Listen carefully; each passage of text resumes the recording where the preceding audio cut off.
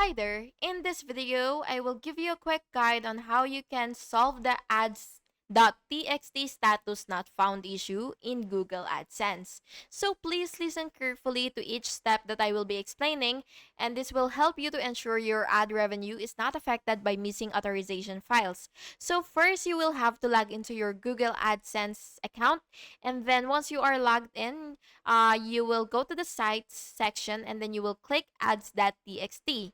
Then you will click download Ads.txt to get the correct file and then upload the Ads.txt file to the root directory of your website using FTP or your hosting control panel. Once uploaded, you will go back to AdSense and click check status. And by the way, it may take up to 24 hours for the status to update. And that's it. Thank you so much for watching this video, and I really hope it was helpful for you. And if it was, please make sure to like and subscribe for more videos like this. Thank you and have a good day.